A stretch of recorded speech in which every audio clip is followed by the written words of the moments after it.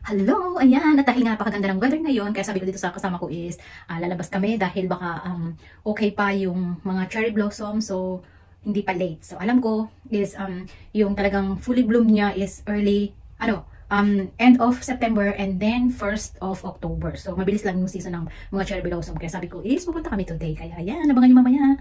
Bye!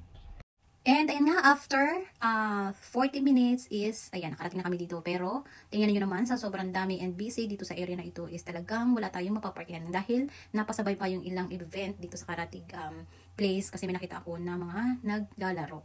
And ayan, try natin maghanap-hanap ng parking kung makakakita tayo. Dahil kung hindi is, ewan, baka hindi matuloy dito sa ating mga cherry blossoms na pupuntahan. Pero sana is may makita tayong parking. Naalala ko nga nung mga nakarang taon kapag pumupunta kami dito is hindi naman ganito ka-busy.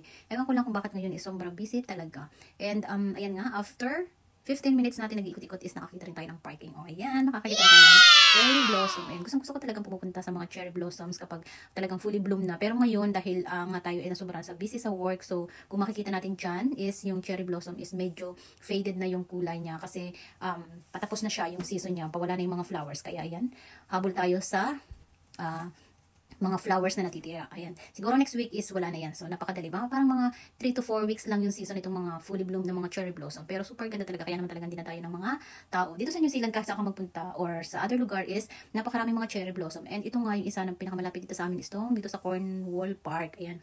And meron din kami pinupuntahan dun sa Botanical Garden. Pero ngayon is medyo busy tayo. So, medyo malayo yun. Mga 1 hour drive. So, dito na lang tayo sa medyo malapit. Siguro next year, pupunta tayo doon. Dahil hindi na tayo masyadong busy next year.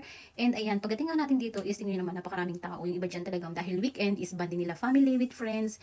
And dito nga sa medyo may kalayuan is may nakita akong mga naka-outfit pa o diba? Sabi ko is lalapit ako kasi titingnan ko kasi parang mga Japanese character yung kanilang mga outfit and may picture taking sila dyan. And nakakatuwa lang kasi ang ganda talaga parang nasa Japan lang o diba? Yes! At dahil nga dito sa New Zealand is naka 1 month na tayo ng spring season, kaya naman nalalapit na talaga ang summer. Ayan, kahit na medyo spring and medyo mainit na yung panahon is malakas pa rin yung hangin, kaya mabilis malaglag yung mga bright colors nitong mga cherry blossoms. Ayan. And then, ikot-ikot lang tayo dyan ng mga konting minutes and then aalis na rin tayo dahil medyo madaan pa tayong gagawin. O, diba? Nakakita din tayo ng cherry blossom this year. Last year is nagpunta rin kami sa cherry blossom pero sa Botanical Garden. So, marami din talaga doon. Super bababa talaga ng mga puno ng mga cherry blossom doon. So, madami din taong pumupunta.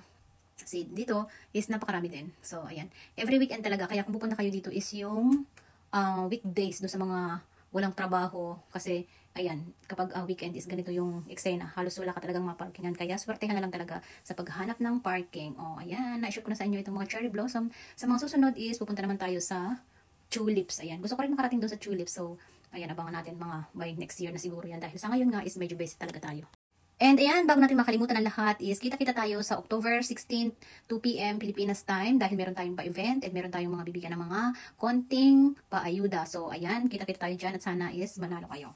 So, ayan, happy weekend everyone and see you again later for my next videos. Bye-bye!